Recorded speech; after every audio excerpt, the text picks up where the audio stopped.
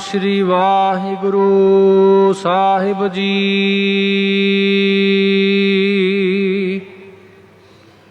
बिलावल महला पहला। मान मंदर तन वेस कलंदर।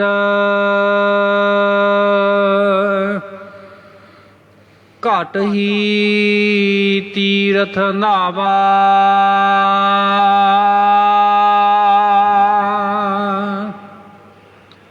एक शब्द मेरा प्राण वस्त है। बाहुड़ जन्म ना आवा।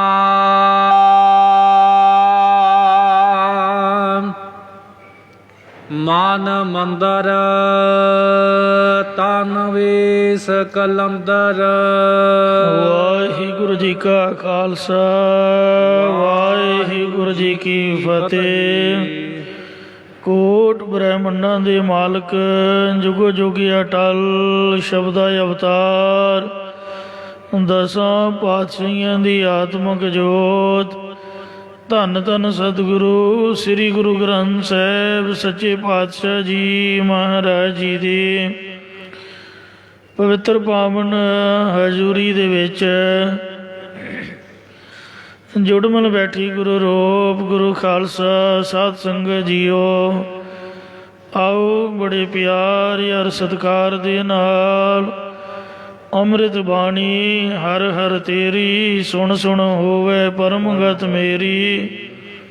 जलन बुझी शीतल होए मनुआ सतगुर का दर्शन भाई जियो। सतगुरां दी पवित्र अमृत बाणी की कथा विचार व्याख्या सो सरवण करके लाभ प्राप्त करो जी। एक बार उच्चारण करो सतनाम श्री वाहिगुरु जी। सतनाम श्री वाहिगुरु साहिब जी। बिलावल महला पहला। पहले पातशाह धन धन सतगुरु श्री गुरु नानक देव साहिब जी महाराज बिलावल राग विच शुभ पावन उपदेश की बख्शिश करते हैं। मान मंदर तन वेस कलंदर। ये जो मन है ये बांदर की तरह चंचल है। इसनों वस करन लई शरीर उपर फकीरां वाला लिबास धारिया होया। भाव दुनिया के पदार्थों वालों फकीरां वांग निरक्षित होए हाँ। इस प्रकार मान मंदर तन वेस कलंदर। उस परमेश्वर की प्राप्ति वास्ते मन ही मंदिर की तरह है। शरीरां पर फकीरां वाला लिबास वाड़ की तरह है। ये शरीर दे कल अंदर ही कल सुंदर परमेश्वर व्यापक हो रहा है। घट ही तीरथ नावा। अते घट हिरदे विच ही आत्मा रूप तीर्थ उपर असी नहाउणा करते हाँ। इस प्रकार मान मंदर तन वेस कलंदर। सूखम ते स्थूल शरीरां दे जो वेश आकार मन रूपी मंदिर दे अंदर विच कल्पना करके ही प्रतीत हो रहे हैं। घट ही तीरथ नावा। कल्पना नूं मिटण वास्ते अंतःकरण विच ही नाम रूपी तीर्थ विच सिमरन करन रूप नहाउणा करते हाँ। जिवें लोग प्रागराज तीर्थ उपर त्रिवेणी ते इशनान करके बेणी नामे मंदिर की पूजा करते हैं। इस प्रकार इस मन रूप प्रागराज तीर्थ विच परतक चेतन बेणी मंदिर की तरह है। इस विच कर्म उपासना ज्ञान रूप त्रिवेणी चल रही है। जो रहत बहते निष्काम कर्मां का उपदेश है ये जमुना वग रही है। ਜੋ ਨਾਮ ਉਪਾਸਨਾ ਦੀ ਕਥਾ ਹੈ ਇਹ ਗੰਗਾ ਵਗ ਰਹੀ ਹੈ, ਔਰ ਜੋ ਗਿਆਨ ਦੀ ਕਥਾ ਹੈ ਇਹ ਸਰਸਤੀ ਵਗ ਰਹੀ ਹੈ। ਇਹ ਤ੍ਰਿਵੇਣੀ ਦਾ ਸੰਗਮ ਬਣਿਆ ਹੋਇਆ ਹੈ। ਇਹ ਅੰਤਿਕਰਨ ਰੂਪ ਤੀਰਥ ਵਿੱਚ ਸਰਵਣ ਮੰਨਣ ਨਿਧਿਆਸਨ ਗਨ ਰੂਪ ਤਿੰਨਾਂ ਨਦੀਆਂ ਵਿੱਚ ਇਸ਼ਨਾਨ ਕਰਕੇ ਪ੍ਰਤਕ ਚੇਤਨ ਰੂਪ ਬੇਣੀ ਮੰਦਰ ਦੀ ਪੂਜਾ ਦਰਸ਼ਨ ਪਰਸਨੇ ਹੁੰਦੇ ਹਨ। ਮਨ ਦੇ ਵਿੱਚ ਮੰਦਰ ਭਾਵ ਅਧਿਸ਼ਠਾਨ ਸਰੂਪ ਵਸ ਰਿਹਾ, ਫਿਰ ਸਰੀਰਾਂ ਦੇ ਵੇਸ ਕਿਉਂ ਪ੍ਰਤੀਤ ਹੋ ਰਹੇ ਹਨ? ਤਾਂ ਕਹਿੰਦੇ ਨੇ ਕਲ ਅੰਦਰ ਅਵਿਦਿਆ ਹੋਣ ਕਰਕੇ ਪਹਿਲਾਂ ਜੋ ਸਰੀਰ ਉੱਪਰ ਵੇਸ ਕਰਦੇ ਸੀ ਉਹ ਵਿਦਿਆ ਅੰਦਰ ਹੋਣ ਕਰਕੇ ਹੀ ਸਨ, ਜਾਂ ਹੁਣ ਸਰੀਰਾਂ ਦਾ ਵੇਸ ਉੱਪਰੋਂ ਵੀ ਸੁੰਦਰ ਹੋ ਗਿਆ, ਭਾਵ ਪਰਮੇਸ਼ਰ ਦੇ ਪ੍ਰੇਮ ਰੂਪੀ ਰੰਗ ਦੇ ਵਿੱਚ ਸਰੀਰ ਕਰਕੇ ਮਸਤ ਰਹੀਦਾ, ਤੇ ਸ਼ਾਂਤ ਸਰੂਪ ਦੀ ਪ੍ਰਾਪਤੀ ਕਰਕੇ ਅੰਦਰ ਵੀ ਕਲ ਸ਼ਾਂਤੀ ਆ ਗਈ ਹੈ, ਜਾਂ ਭਗਤੀ ਦੀ ਸ਼ਕਤੀ ਆ ਗਈ ਹੈ। ਏਕ ਸ਼ਬਦ ਮੇਰਾ ਪ੍ਰਾਨ ਵਾ ਬਸਤ ਹੈ। ਇੱਕ ਗੁਰੂ ਅਕਾਲ ਪੁਰਖ ਦਾ ਜੋ ਉਪਦੇਸ਼ ਵਾਹਿਗੁਰੂ ਮੰਤਰ, ਜਾਂ ਇੱਕ ਅਦੁੱਤੀ ਜੋ ਸ਼ਬਦ ਬ੍ਰਹਮ ਹੈ ਮੇਰੇ ਪ੍ਰਾਣਾ ਸਵਾਸਾਂ ਦੇ ਵਿੱਚ ਵਸ ਰਿਹਾ ਹੈ, ਜਾਂ ਪ੍ਰਾਣਾਂ ਦਾ ਆਧਾਰ ਰੂਪ ਹੋ ਕੇ ਮੇਰੇ ਹਿਰਦੇ ਵਿੱਚ ਵਸ ਰਿਹਾ ਹੈ। ਬਾਹ ਮੁੜ ਜਨਮ ਨਾ ਆਵਾ। ਇਸ ਲਈ ਹੁਣ ਮੁੜ ਕੇ ਜਨਮਾਂ ਦੇ ਵਿੱਚ ਨਹੀਂ ਆਵਾਂਗਾ। ਮਨ ਵਿਦਿਆ ਦਇਆਲ ਸੇਤੀ ਮੇਰੀ ਮਾਈ। ਇਹ ਮੇਰੀ ਮਾਂ ਦੀ ਤਰ੍ਹਾਂ ਉੱਤਮ ਸਖੀ ਸੰਤ ਜਨੋ, ਦਇਆ ਦੇ ਘਰ ਪਰਮੇਸ਼ਰ ਨਾਲ ਪ੍ਰੇਮ ਦੇ ਵਿੱਚ ਮੇਰਾ ਹਿਰਦਾ ਬੰਨਿਆ ਗਿਆ ਹੈ। ਹੁਣ ਜਾਣੈ ਪੀਰ ਪਰਾਈ। ਕਿਸੇ ਹੋਰ ਦੀ ਪੀੜਾ ਨੂੰ ਭਲਾ ਕਿਹੜਾ ਜਾਣ ਸਕਦਾ? ਭਾਵ ਕੋਈ ਨਹੀਂ। ਇਸੇ ਪ੍ਰਕਾਰ ਸਾਡੇ ਹਿਰਦੇ ਵਿੱਚ ਪ੍ਰੇਮ ਰੂਪ ਪੀੜਾ ਨੂੰ ਪ੍ਰਭੂ ਤੋਂ ਬਿਨਾਂ ਕੌਣ ਜਾਣ ਸਕਦਾ? ਭਾਵ ਕੋਈ ਨਹੀਂ। ਜਾਂ ਜਗਿਆਸੂ ਵੱਲੋਂ ਪ੍ਰਸ਼ਨ ਹੈ ਕਿ ਉੱਥੇ ਕੌਣ ਸਰੂਪ ਹੈ? ਤਾਂ ਮਹਾਰਾਜ ਕਹਿੰਦੇ ਨੇ ਮਨ ਨਾਹੀ ਚਿੰਤ ਪਰਾਈ। ਕੌਣ ਜਾਣੇ? ਕੌਣ ਜਾਣੈ ਪੀਰ ਪਰਾਈ। ਉੱਥੇ ਗਿਆਨ ਸਰੂਪ ਹੈ। ਇਸ ਨੂੰ ਜਾਣਨ ਨਾਲ ਅਵਿਦਿਆ ਜਮਨ ਮਨ ਦੀ ਜੋ ਪੀੜਾ ਹੈ ਇਹ ਪਰਾਈ ਪਲਾਈ ਭਾਵ ਨਾਸ਼ ਹੋ ਜਾਂਦੀ ਹੈ। ਹਮ ਨਾਹੀ ਚਿੰਤ ਪਰਾਈ। ਹੁਣ ਸਾਨੂੰ ਕੋਈ ਪਰਾਈ ਚਿੰਤਾ ਨਹੀਂ ਹੈ।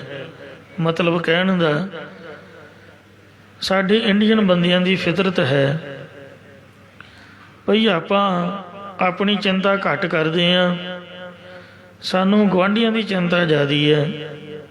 ਮੈਨੂੰ ਆਪ ਦੇ ਬਾਰੇ ਕੋਈ ਖਿਆਲ ਨਹੀਂ, ਪਰ ਮੈਨੂੰ ਨਾਲ ਦੇ ਦੀ ਚਿੰਤਾ ਹੈ। ਇਹਦੀ ਚਿੰਤਾ ਮੈਨੂੰ ਵੱਡ ਵੱਡ ਖਾਈ ਜਾਂਦੀ ਹੈ, ਆਪ ਦਾ ਨਹੀਂ ਮੈਨੂੰ ਕੁਛ ਵੀ ਹੈ। ਤੋ ਕਹਿਣ ਦਾ ਭਾਵ ਹੈ ਕਿ ਆਪਾਂ ਦੂਜਿਆਂ ਵੱਲ ਵੇਖਦੇ ਹਾਂ ਕਿ ਫਲਾਣਾ ਕੀ ਕਰਦਾ ਹੈ, ਇਹ ਕਿਵੇਂ ਕਰ ਰਿਹਾ ਹੈ, ਇਹ ਅੱਗੇ ਕਿਵੇਂ ਕਰੂਗਾ, ਕਿਤੇ ਗਲਤੀ ਨਾ ਕਰ ਦੇ। ਆਪ ਦਾ ਕੁਛ ਪਤਾ ਨਹੀਂ ਹੈ। ਦੂਜਿਆਂ ਦਾ ਭਾਰ ਬੋਝ ਆਪਾਂ ਸਿਰ 'ਤੇ ਚੁੱਕਿਆ ਹੋਇਆ। ਜਿਹੜਾ ਗੋਰਾ ਬੰਦਾ ਹੈ ਕਿਤੇ ਉਹਨੂੰ ਦੇਖ ਲਿਓ, ਜੋ ਮਰਜ਼ੀ ਪਿਆ ਲਾਗੇ ਹੋਵੇ ਉਹ ਵੇਖੂ ਤੱਕ ਨਹੀਂ। ਤੋ ਇਸ ਵਾਸਤੇ ਉਹ ਆਪਦੇ ਆਪ 'ਚ ਮਸਤ ਰਹਿੰਦੇ ਨੇ, ਚੰਗੇ ਨੇ ਮਾੜੇ ਨੇ, ਤੇ ਪਰ ਉਹ ਦੂਜੇ ਦੀ ਚਿੰਤਾ ਘੱਟ ਲੈਂਦੇ ਹਨ। ਅਸੀਂ ਦੂਜੇ ਦੀ ਚਿੰਤਾ ਜ਼ਿਆਦਾ ਚੁੱਕਦੇ ਹਾਂ, ਆਪ ਦਾ ਫਿਕਰ ਘੱਟ ਕਰਦੇ ਹਾਂ। ਹਮ ਨਾ ਹੀ ਚਿੰਤ ਪਰਾਈ। ਗੁਰਸਿੱਖ ਉਹ ਹੈ ਜੋ ਪਰਾਈ ਦੀ ਚਿੰਤਾ ਨਾ ਕਰੇ। ਚਿੰਤਾ ਦਾ ਮਤਲਬ ਇਹ ਨਹੀਂ ਕੋਈ ਦੁਖੀ ਹੈ ਤੇ ਉਹਦੇ ਨਾਲ ਉਹਦੇ ਦੁੱਖ ਨੂੰ ਆਪ ਦਾ ਦੁੱਖ ਸਮਝ ਕੇ ਦੁੱਖ ਕੱਟਣ ਵਿੱਚ ਤਾਂ ਪ੍ਰਮਾਤਮਾ ਸਮਰੱਥ ਹੈ, ਪਰ ਜਿੱਥੋਂ ਤੱਕ ਹੋ ਸਕੇ ਉਹਦੀ ਮਦਦ ਕਰਨੀ, ਇਹ ਭਰਾਤਰੀ ਭਾਵ ਹੈ, ਸਮਾਜਿਕ ਤੌਰ 'ਤੇ ਇਨਸਾਨੀਅਤ ਹੈ।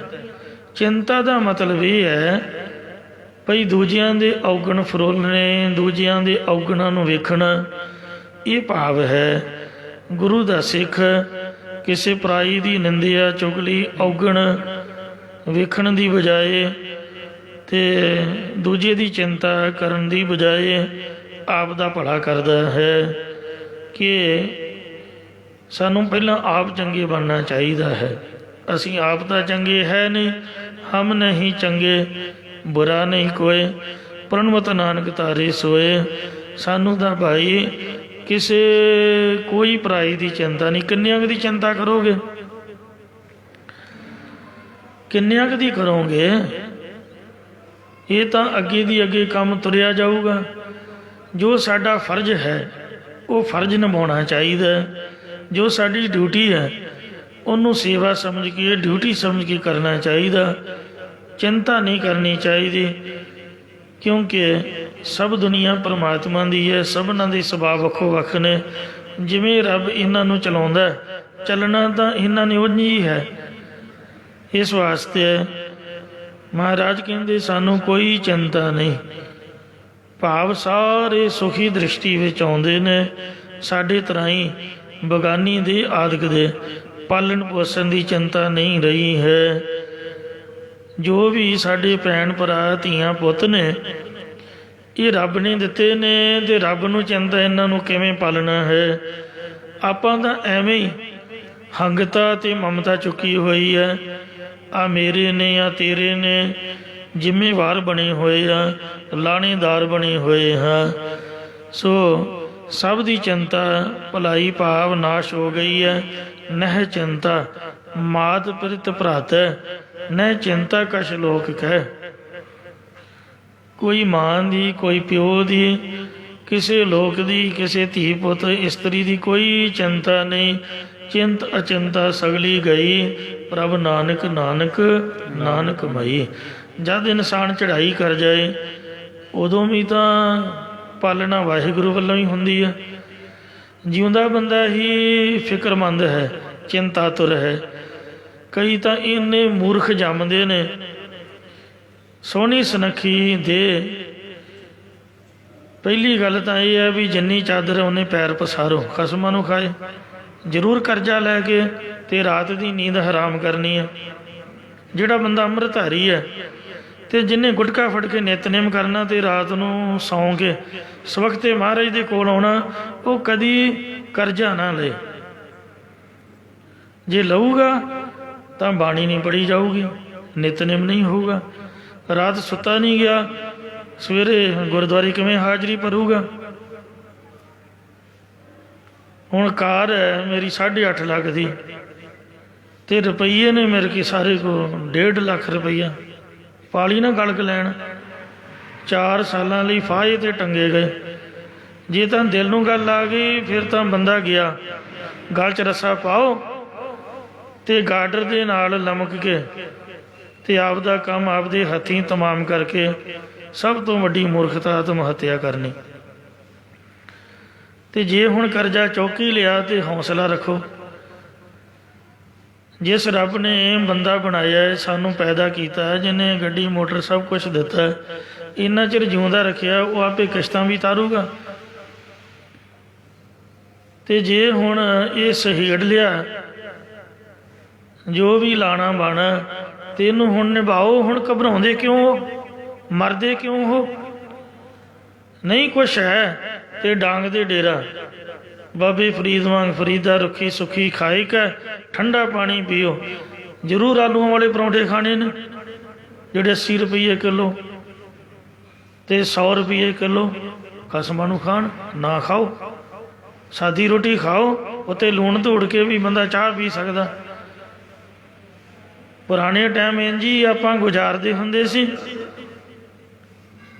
ਦਹੀਂ ਦੇ ਨਾਲ ਹੀ ਰੋਟੀ ਖਾ ਲੈਣੀ, ਉੱਤੇ ਲੂਣ ਪਾ ਕੇ ਚਾਹ ਦੇ ਨਾਲ ਹੀ ਚੱਬ ਜਾਣੀ।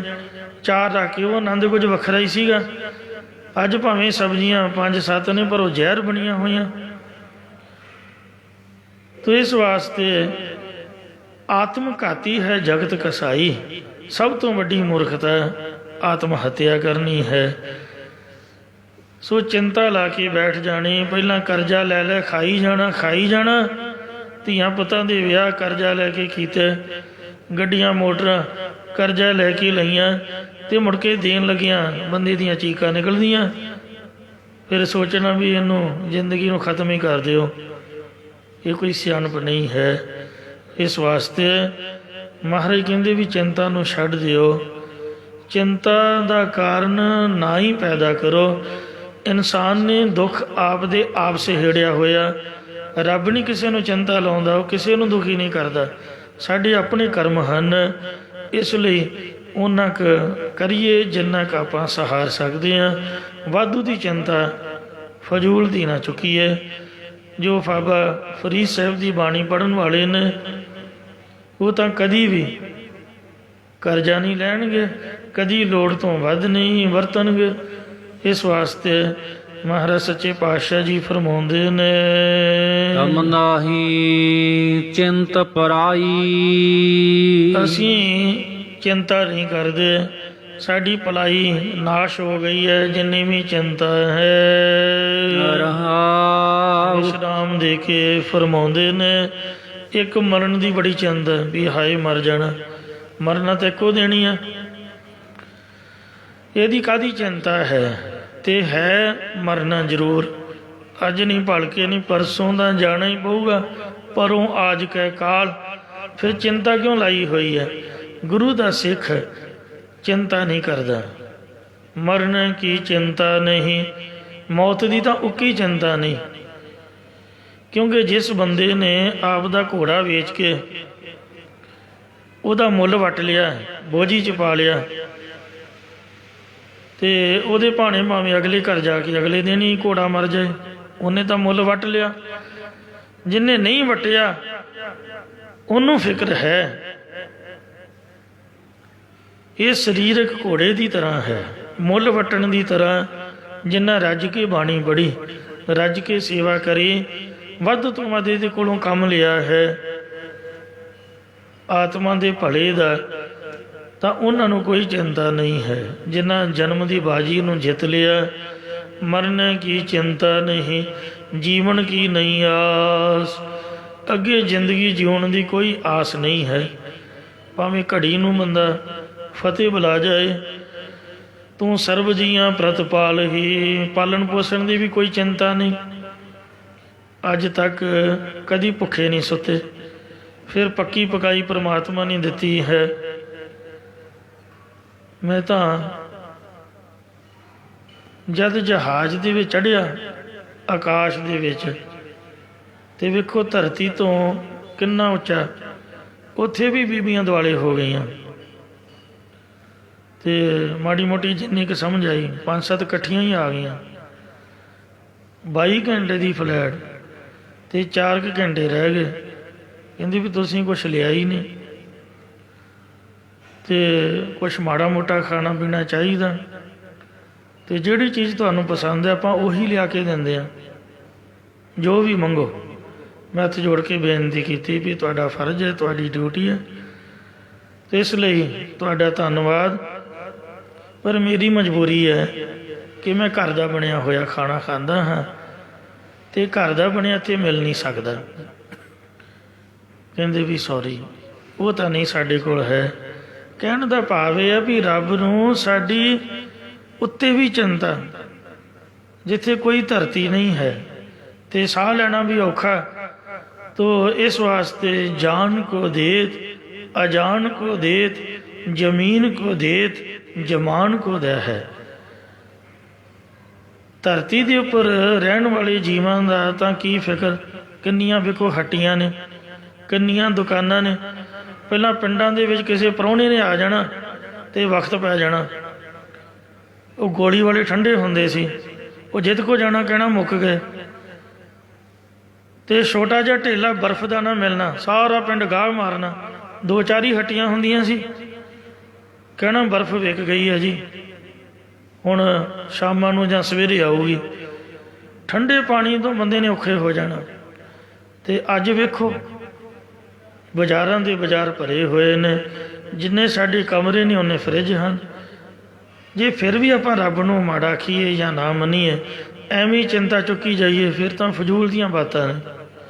ਕਿੰਨੀਆਂ ਹੱਟੀਆਂ ਨੇ ਤੋ ਕਿੰਨੀਆਂ ਜ਼ਮੀਨਾਂ, ਕਿੰਨਾ ਅੰਨ ਦਾਣਾ ਸਾਡਾ ਸਟੋਰ ਕੀਤਾ ਪਿਆ ਹੈ। 1 ਸਾਲ ਦਾ ਆਪਾਂ ਅੰਨ ਸਟੋਰ ਕਰਕੇ ਰੱਖ ਲੈਂਦੇ ਹਾਂ। ਆ ਜਿਹੜੀ ਕਣਕ ਹੈ, ਝੋਨਾ, ਚਾਵਲ ਆਦਿਕ ਨੇ। ਫਿਰ ਵੀ ਜੇ ਪ੍ਰਮਾਤਮਾ ਨੂੰ ਆਪਾਂ ਬੁਰਾ ਆਖੀਏ, ਇਹ ਤਾਂ ਸਾਡੀ ਘਾਟ ਹੈ। ਮਹਾਰਾਜ ਕਹਿੰਦੇ ਨੇ ਉਹ ਤਾਂ ਆਕਾਸ਼ ਵਿੱਚ ਵਿਚਰਨ ਵਾਲੇ ਪੰਛੀਆਂ ਨੂੰ ਵੀ ਦਿੰਦਾ ਹੈ। ਆ ਪਾਣੀ ਦੇ ਵਿੱਚ ਵੇਖੋ, 42 ਲੱਖ ਜੀ ਜਲ ਮੇ ਹੋਤੇ ਤੇ ਬੀਠਲ ਪਹਿਲਾ ਕਾਏ ਕਰੂੰ। 42 ਲੱਖ ਜਿਹੜੀ ਜੂਨ ਹੈ ਉਹ ਰੱਬ ਨੇ ਪਾਣੀ 'ਚ ਪੈਦਾ ਕੀਤੀ ਹੈ। ਸਾਡੇ ਕੋਲ ਹੱਟੀਆਂ ਨੇ, ਸੌਦਾ ਮੁੱਕ ਜਾਏ ਤੇ ਆਪਾਂ ਉਸੇ ਵਕਤ ਹੀ ਹੱਟੀ ਤੋਂ ਤਾਜ਼ਾ ਲੈ ਕੇ ਖਰੀਦ ਕੇ ਵਰਤਦੇ ਹਾਂ। ਵਿਆਹ ਤੇ ਪਿਆ ਵੀ ਸਟੋਰ ਕਰਨ ਦੀ ਵੀ ਨਹੀਂ ਲੋੜ। ਸੁੰਡੀਆਂ ਸੁਸਰੀਆਂ ਜ਼ਰੂਰ ਖਾਣੀਆਂ, ਓਨੀ ਕੁ ਚੀਜ਼ ਲਓ। ਘਰ ਦੇ ਕੇ ਤਾਂ ਹੱਟੀ ਹੈ, ਇੱਕ ਨਹੀਂ ਤਾਂ ਦੂਜੀ ਲੱਗੇ। ਤੇ ਇਸ ਵਾਸਤੇ ਵੇਖੋ, ਪਾਣੀ ਦੇ ਵਿੱਚ ਉੱਥੇ ਹੱਟ ਨਾ ਚੱਲਈ, ਨਾ ਕੋ ਕਿਰਸ ਕਰੇ, ਨਾ ਤਾਂ ਉੱਥੇ ਹੱਟੀ ਹੈ ਵੀ ਜਿੱਥੋਂ ਸ਼ਾਮਾਂ ਨੂੰ ਭੁੱਖ ਲੱਗੀ 4 ਵਜੇ ਸਮੋਸੇ ਲੈ ਕੇ ਖਾ ਲਵਾਂਗੇ। ਕੋਈ ਹੈ ਹਲਵਾਈ? ਪਾਣੀ ਵਿੱਚ ਕੋਈ ਹਲਵਾਈ ਨਹੀਂ ਲੱਗਾ ਹੋਇਆ। ਮੱਛੀਆਂ ਵਿਚਾਰੀਆਂ ਕੀ ਖਾਂਦੀਆਂ ਤੁਸੀਂ ਆਪ ਦੱਸੋ। 42 ਲੱਖ ਜੂਨ ਕੋਈ ਹੱਟੀ ਨਹੀਂ ਹੈ, ਉਹ ਕਿੱਥੋਂ ਸੌਦਾ ਖਰੀਦਦੀ ਹੋਊਗੀ। ਨਾ ਕੋ ਕਿਰਸ ਕਰੇ, ਕੋਈ ਜੱਟ ਜ਼ਿਮੀਂਦਾਰ ਨਹੀਂ, ਕੋਈ ਉੱਥੇ ਹਲ ਨਹੀਂ ਚੱਲਦਾ, ਕੋਈ ਪੈਲੀ ਬੰਨਾ ਨਹੀਂ, ਕੋਈ ਝੋਨਾ ਨਹੀਂ, ਕੋਈ ਕਣਕ ਨਹੀਂ। ਪਾਣੀ ਦੇ ਵਿੱਚ ਦੱਸੋ ਕੀ ਹੋਊਗਾ। ਤੇ ਫਿਰ ਵੀ ਵੇਖੋ ਰੱਬ ਦੀ ਕੁਦਰਤ ਕਿੱਡੀ ਮਹਾਨ ਹੈ। 42 ਲੱਖ ਜੂਨ ਬਿਨਾਂ ਹੱਟੀਆਂ ਤੋਂ, ਬਿਨਾਂ ਖੇਤੀ ਤੋਂ ਪਾਣੀ ਦੇ ਵਿੱਚ ਜੰਮ ਰਹੀ ਹੈ, ਪਲ ਰਹੀ ਹੈ, ਸਾਹ ਵੀ ਲੈ ਰਹੀ ਹੈ, ਸੌਂ ਰਹੀ ਹੈ, ਸਭ ਕੁਛ ਹੋ ਰਿਹਾ ਕੁਦਰਤ ਭਗਵਾਨ ਦੀ। ਤੇ ਆਪਾਂ ਚੰਗੇ ਭਲੇ ਕੋਠੀਆਂ ਕਾਰਾਂ ਦੇ ਮਾਲਕ, ਪੈਲੀ ਬੰਨੇ ਦੇ ਮਾਲਕ, ਜ਼ਿਮੀਂਦਾਰ ਲੋਕ ਘਬਰਾਏ ਪਏ ਆ, ਖੁਦਕੁਸ਼ੀਆਂ ਕਰ ਰਹੇ ਆ, ਮੁਜ਼ਾਹਰੇ ਕਰ ਰਹੇ ਆ। ਸਰਕਾਰ ਕੀ ਹੈ ਰੱਬ ਅੱਗੇ? ਰੱਬ ਇੱਕ ਚੁਟਕੀ ਮਾਰੇ ਤੇ ਸਭ ਛਿੰਨ ਬਿੰਨ ਕਰ ਸਕਦਾ। ਇਸ ਵਾਸਤੇ ਜਿਸ ਰੱਬ ਨੇ ਬੰਦਾ ਬਣਾਇਆ ਉਹ ਸਾਨੂੰ ਖਾਣ ਨੂੰ ਵੀ ਦੇਗਾ। ਮਹਾਰਾਜ ਕਹਿੰਦੇ ਨੇ ਨਾਨਕ ਚਿੰਤਾ ਮਤ ਕਰੋ, ਚਿੰਤਾ ਤਿਸ ਹੀ ਹੈ। ਜਲ ਮੈਂ ਜੰਤ ਉਪਾਇਣ ਤਿਨਾ ਪੇਰੋ ਜੀ ਦੇ। ਉੱਥੇ ਹਟ ਨਾ ਚੱਲਈ, ਨਾ ਕੋ ਕਿਰਸ ਕਰੇ। ਵਿੱਚ ਉਪਾਏ ਸਾਇਰਾ, ਸਾਇਰਾ ਨਾਮ ਹੈ ਦਰਿਆਵਾਂ ਤੇ ਨਦੀਆਂ ਦਾ, ਪਾਣੀਆਂ ਦਾ। ਤਿਨਾ ਬੇਸਾਰ ਕਰੇ, ਨਾਨਕ ਚਿੰਤਾ ਮਤ ਕਰੋ, ਚਿੰਤਾ ਤਿਸ ਹੀ ਹੈ। ਗੱਜ ਕੇ ਆਖੋ ਸਤਨਾਮ ਸ੍ਰੀ ਵਾਹਿਗੁਰੂ ਜੀ। ਹਮ ਨਾਹੀ ਚਿੰਤ ਪਰਾਈ। ਸਾਡੀ ਜਿਹੜੀ ਚਿੰਤਾ ਹੈ ਇਹ ਭਲਾਈ ਦੂਰ ਹੋ ਗਈ ਹੈ। ਹੁਣ ਸਾਨੂੰ ਆਪਦੇ ਬਾਲ ਬੱਚਿਆਂ ਦੀ ਕੋਈ ਵੀ ਚਿੰਤਾ ਨਹੀਂ ਹੈ। ਬੇਬੇ ਨਾਨਕੀ ਜੀ ਨੇ ਸਤਿਗੁਰੂ ਨਾਨਕ ਦੇਵ ਮਹਾਰਾਜ ਦੇ ਅੱਗੇ ਬਾਬਾ ਲਖਮੀ ਦਾਸ, ਬਾਬਾ ਸ੍ਰੀ ਚੰਦ ਜੀ ਕਰਕੇ ਆਖਿਆ ਕਿ ਇਹਨਾਂ ਬੱਚਿਆਂ ਦਾ ਕੌਣ ਵਾਲੀ ਵਾਰਸ ਹੈ ਜੀ। ਤੁਸੀਂ ਹੁਣ ਛੱਡ ਕੇ ਤੁਰ ਪਏ ਹੋ, ਇਹਨਾਂ ਨੂੰ ਕੌਣ ਸਾਂਭੂਗਾ। ਤੇ ਗੁਰੂ ਸਾਹਿਬ ਕਹਿਣ ਲੱਗੇ, ਹੇ ਬੇਬੇ ਜੀ, ਇਹਨਾਂ ਦੀ ਮੈਨੂੰ ਕੋਈ ਚਿੰਤਾ ਨਹੀਂ ਹੈ ਤੁਹਾਡੇ ਹੁੰਦਿਆਂ। ਪਹਿਲੀ ਗੱਲ ਤਾਂ ਪਰਮਾਤਮਾ ਨੇ ਇਹਨਾਂ ਨੂੰ ਪੈਦਾ ਕੀਤਾ, ਉਹ ਵਾਹਿਗੁਰੂ ਸਭ ਕੁਝ ਇਹਨਾਂ ਬਾਰੇ ਸੋਚੇਗਾ ਜਾਂ ਸੋਚ ਕੇ ਰੱਖਿਆ। ਬਾਕੀ ਤੁਹਾਨੂੰ ਰੱਬ ਨੇ ਕੋਈ ਬਾਲ ਬੱਚਾ ਨਹੀਂ ਦਿੱਤਾ, ਇਹਨਾਂ ਨੂੰ ਤੁਸੀਂ ਆਪ ਦੇ ਬੱਚੇ ਸਮਝੋ, ਇਹ ਤੁਹਾਡੇ ਨੇ। ਤੇ ਮੈਨੂੰ ਹੱਥ ਬੰਨ੍ਹ ਕੇ ਬੇਨਤੀ ਹੈ ਕਿ ਛੁੱਟੀ ਦਿਓ, ਮੈਨੂੰ ਦੁਨੀਆ ਦੀ ਚਿੰਤਾ ਹੈ। ਸੰਸਾਰ ਦੇ ਲੋਕ ਤਰਾ ਕਰ ਰਹੇ ਨੇ, ਜੋ ਵਾਹਿਗੁਰੂ ਨੇ ਮੈਨੂੰ ਡਿਊਟੀ ਲਾ ਕੇ ਭੇਜਿਆ ਉਹ ਸੇਵਾ ਨਿਭਾਉਣ ਦਿਓ। ਇਉਂ ਸਤਿਗੁਰੂ ਜੀ ਚਿੰਤਾ ਤੋਂ ਰਹਿਤ ਹੋ ਕੇ ਸੁਲਤਾਨਪੁਰ ਲੋਧੀ ਤੋਂ ਰਵਾਨਾ ਹੋ ਗਏ। ਪਹਿਲੀ ਉਦਾਸੀ, ਦੂਜੀ ਉਦਾਸੀ, ਤੀਜੀ ਉਦਾਸੀ ਤੇ ਚੌਥੀ ਉਦਾਸੀ, 4 ਉਦਾਸੀਆਂ ਮਹਾਰਾਜ ਨੇ ਕੀਤੀਆਂ। ਕੋਈ ਕਿਸੇ ਕਿਸਮ ਦਾ ਲੋਡ ਨਹੀਂ ਦਿਮਾਗ 'ਤੇ ਪਾਇਆ, ਕੋਈ ਚਿੰਤਾ ਨਹੀਂ ਲਈ, ਕੋਈ ਡੇਰਾ ਨਹੀਂ, ਕੋਈ ਬਹੁਤਾ ਜ਼ਿਆਦਾ ਖਲਾਰਾ ਨਹੀਂ ਪਾਇਆ। ਰੱਬ ਦੀ ਬੰਦਗੀ ਦੇ ਵਿੱਚ ਹਮੇਸ਼ਾ ਹੀ ਬਾਣੀ ਪੜ੍ਹਦੇ ਉਚਾਰਦੇ ਰਹੇ, ਕਿਉਂਕਿ ਜਿਨ੍ਹਾਂ ਏਡਾ ਵੱਡਾ ਗ੍ਰੰਥ ਬਣਾਤਾ ਤੇ ਜੋ ਪੈਲੀਆਂ ਵਾਹੁਣ ਦੀ ਚਿੰਤਾ ਜੀ ਜਾਂ ਬੱਚਿਆਂ ਨੂੰ ਹੀ ਲੱਗੇ ਰਹਿੰਦੇ, ਫਿਰ ਬਾਣੀ ਕਿੱਥੋਂ ਆਉਣੀ ਸੀਗੀ। ਬਾਣੀ ਤਾਂ ਰਿਲੈਕਸ ਦਿਮਾਗ 'ਚ ਆਉਂਦੀ ਹੈ। ਮੋਹ ਮਾਇਆ ਜੰਜਾਲਾਂ ਵਾਲੇ ਦਿਮਾਗ 'ਚ ਥੋੜ੍ਹੋ ਬਾਣੀ ਫੁਰਨੀ ਸੀ। ਏਡੀ ਵੱਡੀ ਉੱਚੀ ਸੁੱਚੀ ਬਾਣੀ ਜਿਹਨੇ ਦੁਨੀਆ ਨੂੰ ਤਾਰਨਾ ਹੈ, ਉਹਨਾਂ ਦੀ ਅਵਸਥਾ ਵੀ ਹੋਣੀ ਚਾਹੀਦੀ ਹੈ।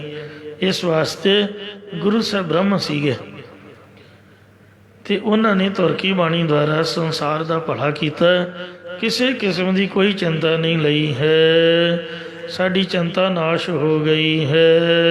ਰਹਾਉ ਵਿਸ਼ਰਾਮ ਦੇ ਕਰ ਫੁਰਮਾਨ ਕਰਦੇ ਨੇ। ਅਗਮਾ ਗੋਚਰ ਅਲਖ ਪਾਰਾ। ਇਹ ਮਨ ਦੀ ਗਮਤਾ ਤੋਂ ਰਹਿਤ ਅਪਹੁੰਚ ਅਗੋਚਰ ਇੰਦਰੀਆਂ ਦੇ ਅਵਿਸ਼ੇ ਅਸ਼ੁੱਧ ਮਨ ਕਰਕੇ ਲਖਣ ਤੋਂ ਰਹਿਤ ਅਤੇ ਅਪਾਰਾ ਬੇਅੰਤ ਪਰਮਾਤਮਾ। ਚਿੰਤਾ ਕਰਹੁ ਹਮਾਰੀ। ਤੁਸੀਂ ਆਪ ਹੀ ਸਾਡੀ ਪਾਲਣ ਪੋਸ਼ਣ ਦੀ ਚਿੰਤਾ ਸੋਚ ਫਿਕਰ ਕਰਦੇ ਹੋ। ਇਹ 4 ਅਵਸਥਾਵਾਂ ਵੀ ਮੰਨੀਆਂ ਨੇ। ਕਿਹੜੀਆਂ ਅਵਸਥਾਵਾਂ? ਫਿਰ ਪੜ੍ਹੋ ਜੀ। ਆਗਮ ਅਗੋਚਰ ਅਲਖ ਅਪਾਰਾ। ਪਹਿਲੀ ਹੈ ਅਗਮ ਅਵਸਥਾ, ਜੋ ਮਨ ਦੇ ਸੰਕਲਪ ਵਿਕਲਪ ਦਾ ਵਿਸ਼ਾ ਨਹੀਂ। ਅਗੋਚਰ ਅਵਸਥਾ ਦੂਜੀ ਹੈ, ਇੰਦਰੀਆਂ ਦੀ ਪਹੁੰਚ ਤੋਂ ਪਰੇ। ਅਲਖ ਅਵਸਥਾ ਤੀਜੀ ਹੈ, ਜੋ ਗੁਰਾਂ ਤੋਂ ਬਿਨਾਂ ਜਾਣਿਆ ਨਹੀਂ ਜਾ ਸਕਦਾ। ਅਤੇ ਚੌਥੀ ਅਪਾਰ ਅਵਸਥਾ, ਜੋ ਪ੍ਰਕਿਰਤੀ ਦੇ ਪਾਰਾਵਾਰ ਤੋਂ ਰਹਿਤ ਹੈ। ਇਹ ਸੁੰਦਰ ਭੂਮਿਕਾਵਾਂ ਬਣੀਆਂ ਹੋਈਆਂ ਨੇ। ਅਤੇ ਮਹਾਰਾਜ ਚਿੰਤਾ ਕਰਹੁ ਹਮਾਰੀ। ਹਮਾਰੀ ਸਾਡੀ ਹੋਈ ਇਕੱਲਿਆਂ ਦੀ ਨਹੀਂ। ਗੁਰਦੁਆਰੇ ਅਰਦਾਸ ਆਪ ਦੀ ਨਹੀਂ ਕਰੀਦੀ, ਸੰਗਤ ਦੀ ਸਾਂਝੀ ਅਰਦਾਸ ਹੁੰਦੀ ਹੈ। ਇਸ ਲਈ ਇਕੱਲੀ ਸਾਡੀ ਚਿੰਤਾ ਦਾ ਅਰਥ ਨਹੀਂ ਵੀ ਚਿੰਤਾ ਕਰੋ ਹਮਾਰੀ। ਹਮਾਰੀ ਹਿੰਦੀ ਦਾ ਵਰਡ ਹੈ ਅਤੇ ਬਹੁਵਚਨ ਹੈ, ਮਤਲਬ ਬਹੁਤਿਆਂ ਵੱਲੋਂ ਬੇਨਤੀ ਹੈ ਤਮਾਮ ਜੀਵਾਂ ਦੀ। ਹਮਾਰੀ ਸਭਨਾ ਕੀ ਪਾਲਣ ਪੋਸ਼ਣ ਦੀ ਤੂੰ ਆਪ ਹੀ ਫਿਕਰ ਕਰਦਾ, ਫਿਰ ਸਾਨੂੰ ਕਿਸੇ ਦੀ ਭਲਾ ਕੀ ਚਿੰਤਾ ਹੋਣੀ ਸੀਗੀ ਜਦ ਤੈਨੂੰ ਹੀ ਸਾਰੀ ਚਿੰਤਾ ਹੈ। ਜਲ ਥਲ ਮਹੀਲ ਭਾਰਪੂਰ ਲੀਣਾ। ਹੇ ਮਹਾਰਾਜ, ਤੂੰ ਜਲ ਵਾਲੀਆਂ ਜਗ੍ਹਾ, ਥਲ ਖੁਸ਼ਕ ਥੰਮ ਅਤੇ ਮਹੀਅਲ ਵਿੱਚ ਜਾਂ ਮਹੀ ਪ੍ਰਿਥਵੀ ਅਤੇ ਅਲ ਆਕਾਸ਼ ਵਿੱਚ ਆਪਣੀ ਚੇਤਨ ਸੱਤਾ ਦੇ ਨਾਲ ਲਬਾਲਾ ਭਰਿਆ ਪੂਰਨ ਲੀਨ ਭਾਵ ਮਿਲਿਆ ਹੋਇਆ ਹੈ। ਇਸੇ ਪ੍ਰਕਾਰ ਜਲ ਥਲ ਮਹੀਲ ਭਾਰਪੂਰ ਲੀਣਾ। ਜਲ ਦੀ ਨਿਆਈ ਉੱਤਮ ਅਧਿਕਾਰੀ ਪ੍ਰੇਮੀਆਂ ਦੇ ਵਿੱਚ, ਥਲਾਂ ਦੀ ਤਰ੍ਹਾਂ ਕਨਿਸ਼ਟ ਅਧਿਕਾਰੀਆਂ ਦੇ ਵਿੱਚ, ਪ੍ਰਿਥਵੀ ਦੀ ਤਰ੍ਹਾਂ ਬੁੱਧੀਮਾਨ ਪੁਰਖਾਂ ਦੇ ਵਿੱਚ, ਅਤੇ ਆਕਾਸ਼ ਦੀ ਤਰ੍ਹਾਂ ਚਿਦਾਕਾਸ਼ ਵਿੱਚ ਵਿਚਰਨ ਵਾਲੇ ਤੱਤ ਬੇਤੀਆਂ ਦੇ ਵਿੱਚ ਪੂਰਨ ਮਿਲਿਆ ਹੋਇਆ ਹੈ। ਘਾਟ ਘਾਟ ਜੋਤ ਤੁਮਾਰੀ। ਅਤੇ 4 ਖਾਣੀਆਂ ਦੇ ਘਾਟਾਂ ਘਾਟਾਂ ਵਿੱਚ ਇਹ ਵਾਹਿਗੁਰੂ ਤੇਰੀ ਹੀ ਜੋਤ ਪ੍ਰਕਾਸ਼ ਰਹੀ ਹੈ। ਸਿੱਖ ਮਤ ਸਭ ਬੁੱਧ ਤੁਮਾਰੀ। ਵਿਵਹਾਰਾਂ ਆਦਿਕ ਦੀ ਸਿੱਖਿਆ, ਸ਼ਾਸਤਰ ਗਿਆਨ ਆਦਿਕ ਦੀ ਮੱਤ ਅਤੇ ਪਰਮਾਰਥ ਆਤਮ ਬੋਧ ਵਾਲੀ ਬੁੱਧੀ ਸਭ ਤੇਰੀ ਹੀ ਬਖਸ਼ਿਸ਼ ਕੀਤੀ ਹੋਈ ਹੈ। ਸਾਡੀ ਆਪਣੀ ਕੋਈ ਅਕਲ ਨਹੀਂ ਹੈ। ਮਤ ਸੁਮਤ ਤੇਰੇ ਵਸ ਸੁਆਮੀ, ਹਮ ਜੰਤ ਤੂੰ ਪੁਰਖ ਜੰਤਨੀ। ਜਨ ਨਾਨਕੇ ਪ੍ਰਭ ਕਰਤੇ ਸੁਆਮੀ, ਜਿਉ ਭਾਵੈ ਤਿਵੇਂ ਬੁਲਨੀ। ਜਿਉ ਬੁਲਾਵੈ ਤਿਉ ਬੋਲੇ ਸੁਆਮੀ, ਕੁਦਰਤ ਕਮਣ ਹਮਾਰੀ। ਸਾਧ ਸੰਗ ਨਾਨਕ ਜਸ ਗਾਇਓ, ਜੋ ਪ੍ਰਭ ਕੀ ਅਤ ਪਿਆਰੀ। ਬੇਸੁਮਾਰ ਅਥਾਹ ਅਗਨਤ ਅਤੁਲ, ਜਿਉ ਬੁਲਾਵੋ ਤਿਉ ਨਾਨਕ ਦਾਸ ਬੋਲੇ। ਕਹਾਂ ਬੁੱਧ ਪ੍ਰਭ ਤੁਸ਼ ਹਮਾਰੀ, ਵਰਨ ਸਕੈ ਮਹਿਮਾ ਜੋ ਤਿਹਾਰੀ। ਹਮ ਨ ਸਕਤ ਕਰ ਸਿਫਤ ਤੁਮਹਾਰੀ, ਆਪ ਲੈ ਹੋ ਤੁਮ ਕਥਾ ਸੁਧਾਰੀ। ਮੂਕ ਊਚਰ ਸ਼ਾਸਤਰ ਖਾਟ, ਪਿੰਗ ਗਿਰਨ ਚੜ ਜਾਏ। ਮੂਕ ਨਾਮ ਹੈ ਮੂਰਖ ਦਾ। 6 ਸ਼ਾਸਤਰ ਉਚਾਰਨ ਕਰਨ ਲੱਗੇ ਪੈਂਦਾ, ਜੋ ਕਾਲ ਕਿਰਪਾ ਕਰਾਏ। ਜੇ ਵਾਹਿਗੁਰੂ ਕਿਰਪਾ ਕਰ ਦੇਵੇ। ਜਿਵੇਂ ਕੱਲ੍ਹ ਹੀ ਜ਼ਿਕਰ ਕੀਤਾ ਗੁਰੂ ਹਰਕ੍ਰਿਸ਼ਨ ਸਾਹਿਬ ਜੀ ਦਾ। ਉਹਨਾਂ ਛੱਜੂ ਚੀਵਰ ਦੇ ਸਿਰ ਉੱਪਰ ਫੁੱਲਾਂ ਵਾਲੀ ਛਟੀ ਰੱਖ ਕੇ ਗੀਤਾ ਦੇ ਅਰਥ ਕਰਕੇ ਕਰਵਾ ਕੇ ਤੇ ਲਾਲ ਪੰਡਤ ਦਾ ਹੰਕਾਰ ਤੋਰਿਆ ਸੀ ਪੰਜੋਖਰਾ ਸਾਹਿਬ ਅੰਬਾਲੀ ਨਜ਼ਦੀਕ। ਪਿੰਗ ਗਿਰਨ ਚੜ ਜਾਏ, ਪਿੰਗਲਾ ਪਹਾੜ ਚੜ ਜਾਂਦਾ ਹੇਮਕੁੰਟ ਸਾਹਿਬ। ਮੈਂ ਆਪਦੀਆਂ ਅੱਖਾਂ ਨਾਲ ਵੇਖਿਆ।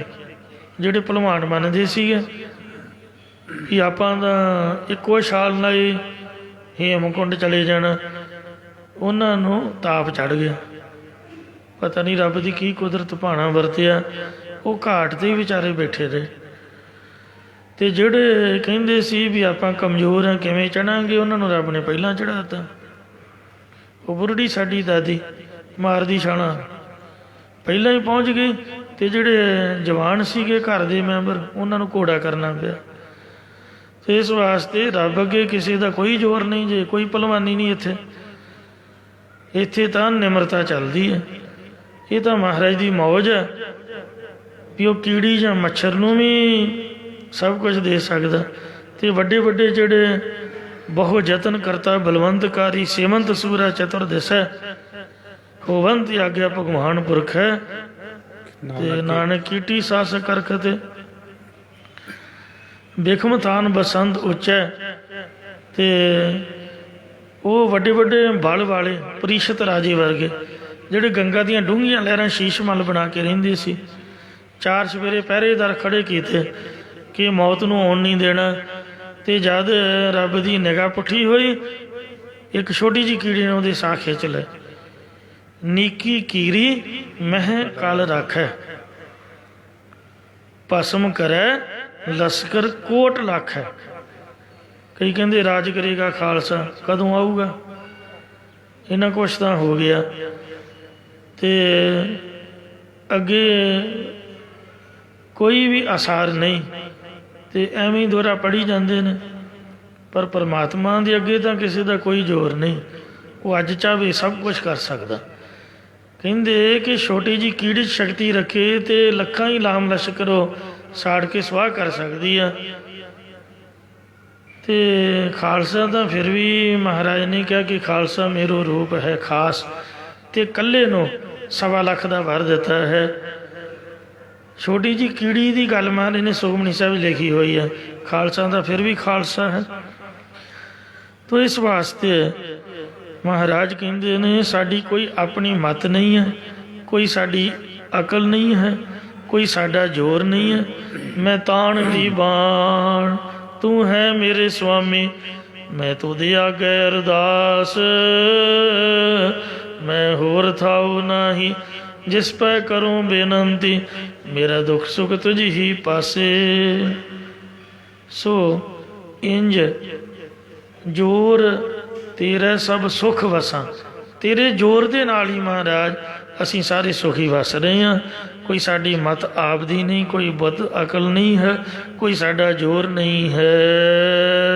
ਮੰਦਰ ਛਾਵਾ ਤੇਰੇ, ਜੋ ਅਸੀਂ ਤੇਰੇ ਜਸ ਗਾਉਣ ਲਈ ਧਰਮਸ਼ਾਲਾ ਆਦਿਕ ਬਣਾਉਂਦੇ ਰਹੀਏ, ਇਹ ਸਾਡੇ 'ਤੇ ਤੂੰ ਕਿਰਪਾ ਕਰ। ਇਸੇ ਪ੍ਰਕਾਰ ਮੰਦਰ ਛਾਵਾ ਸਿੱਖ ਮਤ ਸਭ ਬੁੱਧ ਤੁਮਾਰੀ, ਬੁੱਧੀ ਅੰਦਰ ਜੋ ਮਤ ਗੁਰਮਤਿ ਦੀ ਸਿੱਖਿਆ ਤੂੰ ਸਾਨੂੰ ਬਖਸ਼ਿਸ਼ ਕੀਤੀ ਹੈ। ਸਾਨੂੰ ਤਾਂ ਕੁਝ ਵੀ ਨਹੀਂ ਸੀ ਆਉਂਦਾ। ਇੱਕ ਓੰਕਾਰ ਇਹਦਾ ਉਚਾਰਨ ਨਹੀਂ ਸੀ ਆਉਂਦਾ। ਮੂਲ ਮੰਤਰ 'ਤੇ ਮੇਰੇ 2 ਦਿਨ ਲੱਗ ਗਏ ਅਤੇ ਮੁਹਾਰਨੀ 'ਤੇ 5 ਦਿਨ ਲੱਗੇ। ਊੜਾ ਐਡਾ ਹੀ ਸੀਗਾ, ਐਡਾ ਮੁਕਤਾ ਅਤੇ ਐਡੀ ਕਰਨਾ, ਇੰਨਾ ਨਹੀਂ ਸੀ ਸਾਨੂੰ ਕਹਿਣਾ ਆਉਂਦਾ। ਅਤੇ ਐਡੀ ਵੱਡੀ ਮਹਾਰਾਜ ਦੀ ਕਥਾ, ਇਹ ਤਾਂ ਕਦੀ ਸੁਪਨੇ ਵਿੱਚ ਵੀ ਨਹੀਂ ਸੀ ਸੋਚਿਆ ਹੋਇਆ। ਇਹ ਜੋ ਵੀ ਤੂੰ ਸਿਖਾਇਆ ਹੋਇਆ, ਇਹ ਗੁਰਮਤਿ ਦੀ ਸਿੱਖਿਆ ਤੇਰੀ ਬਖਸ਼ਿਸ਼ ਕੀਤੀ ਹੋਈ ਹੈ, ਇਹ ਤੇਰੀ ਦਿੱਤੀ ਹੋਈ ਹੈ ਬੁੱਧੀ ਦੇ ਅੰਦਰ। ਕੋਈ ਆਪਦੀ ਸਾਡੀ ਅਕਲ ਨਹੀਂ ਹੈ। ਮੰਦਰ ਛਾਵਾ ਤੇਰੇ, ਸਾਡੇ 'ਤੇ ਕਿਰਪਾ ਕਰ ਜੋ ਅਸੀਂ ਤੇਰੇ ਜਸ ਗਾਉਣ ਲਈ ਧਰਮਸ਼ਾਲਾ ਆਦਿਕ ਬਣਾਉਂਦੇ ਰਹੀਏ, ਜਾਂ ਸਾਰਿਆਂ ਦੇ ਸਰੀਰ ਰੂਪ ਮੰਦਰ ਤੇਰੇ ਆਸਰੇ ਨੇ। ਮੰਦਰ ਭਾਵ ਅਧਿਸ਼ਟਾਨ ਸਰੂਪ ਦਾ ਛਾਇਆ ਭਾਵ ਪ੍ਰਤੀਬਿੰਬ ਸਾਰੇ ਸਰੀਰਾਂ ਅੰਤःਕਰਨ ਦੇ ਵਿੱਚ ਪੈ ਰਿਹਾ ਹੈ। ਤੁਝ ਬਿਨ ਅਵਰ ਨਾ ਜਾਣਾ ਮੇਰੇ ਸਾਹਿਬਾ। ਹੇ ਮੇਰੇ ਮਾਲਕਾ, ਹੇ ਮੇਰੇ ਰੱਬ ਜੀ, ਹੇ ਮੇਰੇ ਪਰਮੇਸ਼ਰ, ਤੇਰੇ ਤੋਂ ਬਿਨਾਂ ਮੈਂ ਹੋਰ ਅਸਥਾਨ ਵਿੱਚ ਹੋਰ ਕਿਸੇ ਨੂੰ ਨਹੀਂ ਜਾਣਦਾ ਹਾਂ। ਮੇਰੀ ਤਾਂ ਤੇਰੇ ਨਾਲ ਹੀ ਜਾਣ ਪਹਿਚਾਣ ਹੈ, ਕਿਉਂਕਿ ਜੰਮਦਿਆਂ ਹੀ ਮਾਂ ਨੇ ਸਾਨੂੰ ਗੁਰਦੁਆਰੇ ਲਿਆ, ਮੱਥਾ ਟਿਕਾਇਆ, ਅਤੇ ਜਿਉਂ ਸੁਰਤ ਸੰਭਾਲੀ ਹੈ ਬਾਬੇ ਨੂੰ ਹੀ 5-5 10-10 ਰੁਪਈਏ ਦਿੰਦੇ ਰਹੇ ਹਾਂ।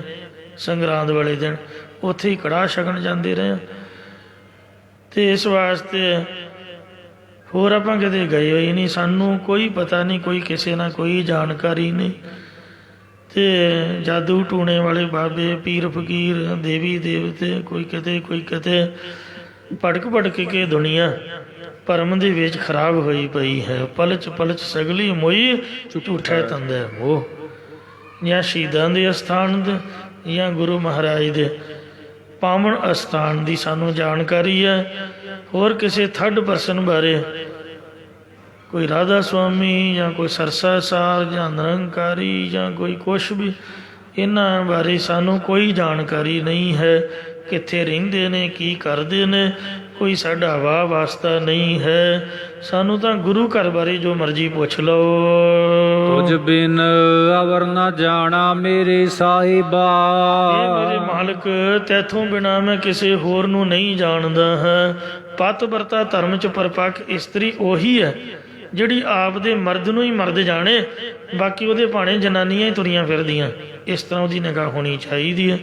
ਅੱਖ ਭਰ ਕੇ, ਅੱਖ ਪੁੱਟ ਕੇ ਕਿਸੇ ਵੱਲ ਵੇਖੇ ਤੱਕ ਨਾ, ਕਿਸੇ ਦੀ ਉਸਤਤੀ ਮਹਿਮਾ ਕਰਨ ਦਾ ਤਾਂ ਮਤਲਬ ਹੀ ਨਹੀਂ ਬਣਦਾ।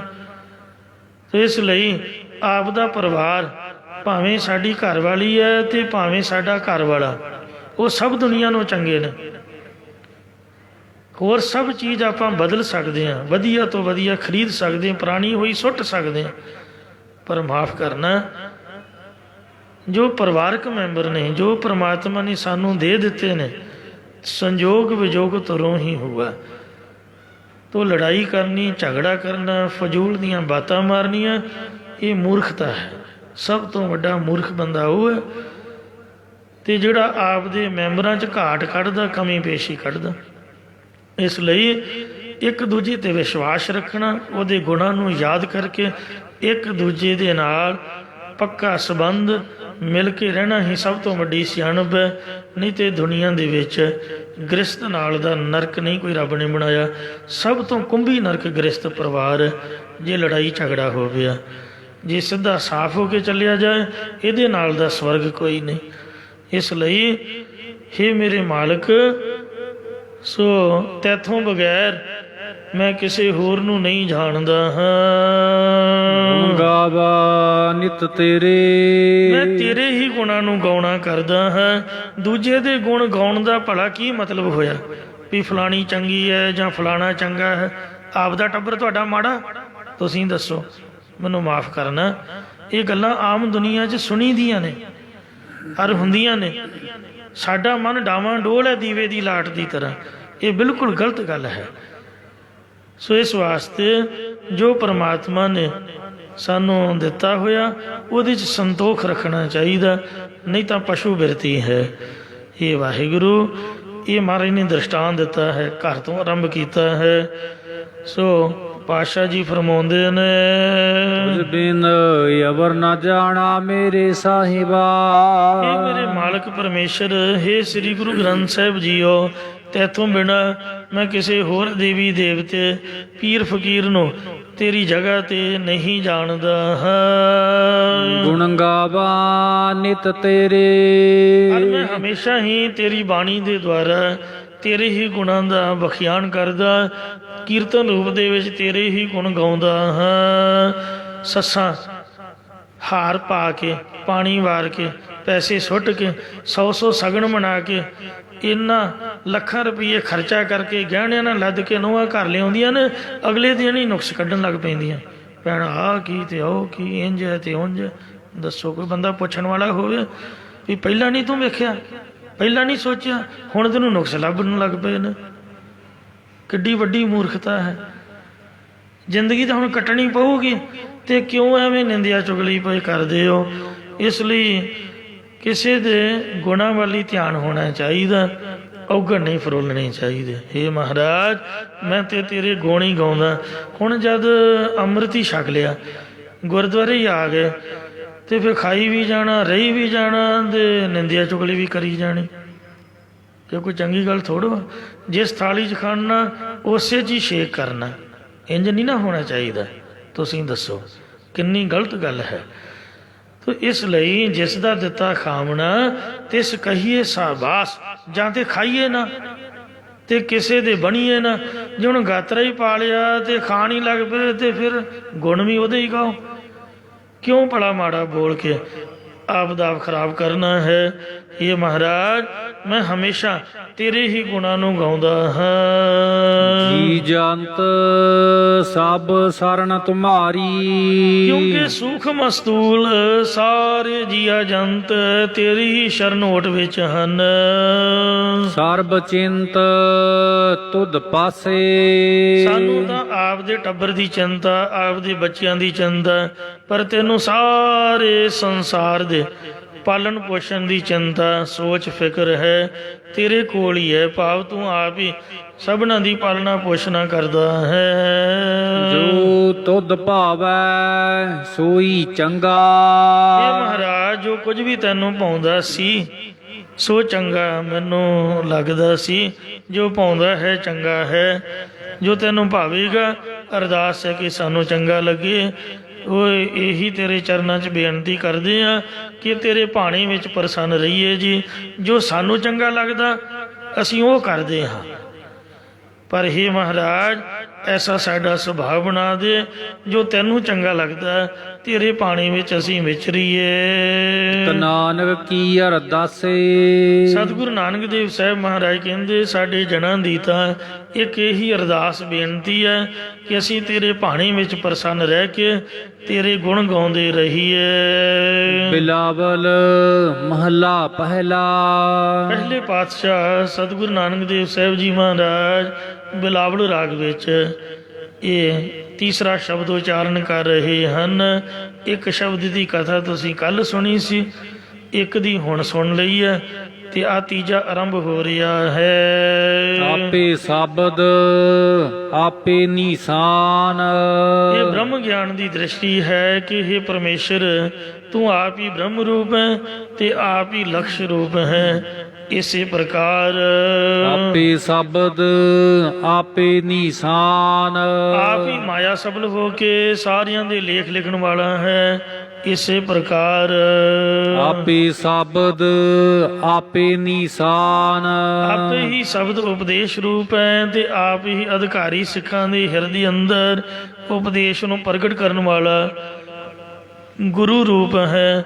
ਇਸੇ ਪ੍ਰਕਾਰ ਆਪੇ ਸ਼ਬਦ ਆਪੇ ਨਿਸ਼ਾਨ, ਆਪ ਹੀ ਹੁਕਮ ਰੂਪ ਹੈ ਤੇ ਆਪ ਹੀ ਪਰਮਾਨਾ ਟੋਂਬੂ ਰੂਪ ਹੈ।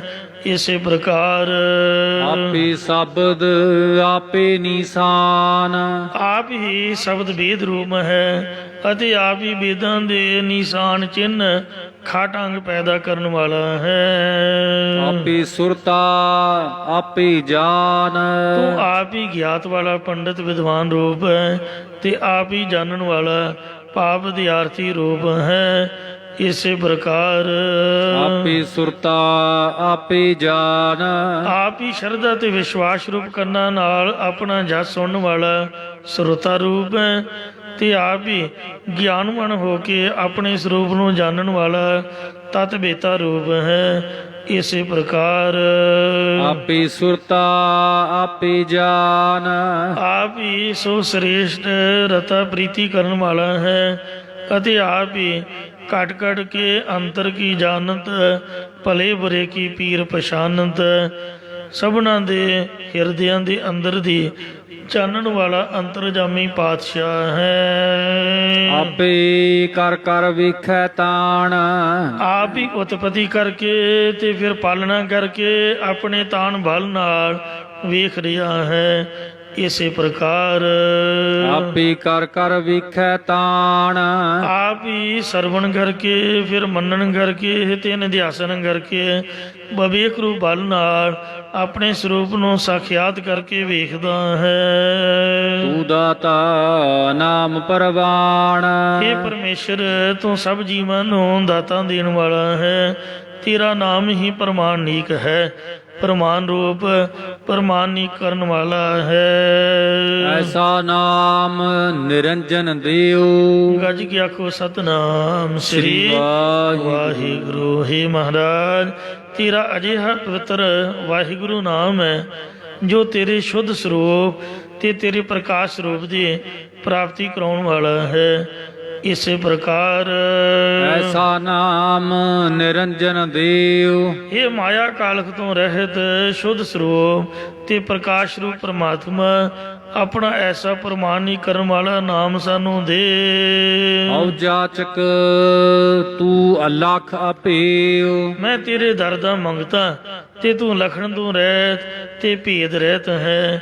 ਭਾਵ ਅਸ਼ੁੱਧ ਮਨ ਕਰਕੇ ਲਖਣ ਤੋਂ ਰਹਿਤ ਤੇ ਗੁਰਾਂ ਤੋਂ ਬਿਨਾ ਭੇਦ ਰਹਿਤ ਹੈ। ਰਹਾਉ ਵਿਸ਼ਰਾਮ ਦੇ ਕਰ ਫੁਰਮਾਨ ਕਰਦੇ ਨੇ। ਮਾਇਆ ਮੋਹ ਧਰ ਕਟੀ ਨਾਰ, ਤੇਰੀ ਮਾਇਆ ਦਾ ਮੋਹ ਇੱਕ ਧਰ ਕੱਟੀ ਦਾ ਮਤਲਬ ਹੈ ਜਿਹਦੀ ਕੋਈ ਧਰ ਨਾ ਕੋਈ ਆਸਰਾ ਨਾ ਹੋਵੇ। ਆਪਦੇ ਪਤੀ ਰੂਪ ਆਸਰੇ ਨਾਲੋਂ ਪੇਕਿਆਂ ਵੱਲੋਂ ਤਾਂ ਉਦਣ ਹੀ ਕੱਟੀ ਗਈ ਜਿੱਦਣ ਵਿਆਹੀ ਗਈ, ਤੇ ਸਹੁਰਿਆਂ ਵੱਲੋਂ ਛੁੱਟੜ ਹੋ ਗਈ ਔਗਣਾ ਕਰਕੇ। ਸੋ ਜਿਹਦੀ ਕੋਈ ਧਰ ਨਹੀਂ, ਨਾ ਪੇਕੇ ਨਾ ਸਹੁਰੇ, ਕੋਈ ਖਸਮ ਕੋਈ ਮਾਲਕ ਨੇ ਉਹਨੂੰ ਧਰ ਕੱਟੀ ਵੇ ਵਿਚਾਰ ਨੇ ਇਸਤਰੀ ਕਹਿੰਦੇ ਨੇ। ਇਹ ਜਿਹੜੀ ਮਾਇਆ ਹੈ ਤੇਰੀ ਮਾਇਆ ਦਾ ਮੋਹ ਹੈ, ਇਹਦੇ ਨਾਲ ਮੋਹ ਲਾਉਣਾ। ਪਤੀ ਵੱਲੋਂ ਧਰ ਕੱਟੀ ਤਰਕਾਰੀ ਹੋਈ ਵੇ ਵਿਚਾਰ ਨੇ ਇਸਤਰੀ ਨਾਲ ਮੋਹ ਲਾਉਣ ਦੇ ਬਰਾਬਰ ਹੈ, ਜੋ ਸੰਸਾਰ ਵਿੱਚ ਕਲੰਕਤ ਹੀ ਕਰਨ ਵਾਲੀ ਹੈ। ਢੀ ਕਾਮਣ ਕਾਮਣਿਆਰ, ਇਹ ਮਾਇਆ ਰੂਪੀ ਇਸਤਰੀ ਐਸੀ ਭੁੰਡੀ ਹੈ, ਭੈੜੀ ਹੈ, ਜੋ ਰਾਜਸੀ ਤਾਮਸੀ ਸ਼ਾਂਤਕੀ ਸੁਭਾਅ ਰੂਪ ਟੂਣਾ ਕਰਨ ਵਾਲੀ ਹੈ। ਭਾਵ ਛਲ ਫਰੇਬ ਕਰਕੇ ਸਭ ਜੀਵਾਂ ਜਪੀ ਤਪੀਆਂ ਨੂੰ ਵੀ ਵਸ ਕਰ ਲੈਂਦੀ ਹੈ। ਰਾਜ ਰੂਪ ਝੂਠਾ ਦਿਨ ਚਾਰ, ਰਾਜ ਭਾਗ ਸੁੰਦਰ ਸਰੂਪ ਸਭ ਝੂਠਾ ਹੀ ਹੈ। ਇਹ ਸਭ ਕੁਝ 4 ਕੁ ਦਿਨ ਦਾ ਹੀ ਤਮਾਸ਼ਾ। ਇੱਕ ਜੰਮਣ ਦਾ ਦਿਨ ਹੋ ਗਿਆ, ਦੂਜਾ ਹੋ ਗਿਆ ਮਰਨ ਦਾ ਦਿਨ, ਇੱਕ ਅੱਜ ਦਾ ਦਿਨ ਚਲਾ ਗਿਆ, ਤੇ ਬਾਕੀ ਹਫਤੇ ਦੇ ਕਿੰਨੇ ਰਹਿ ਗਏ? 4 ਹੀ ਰਹਿ ਗਏ।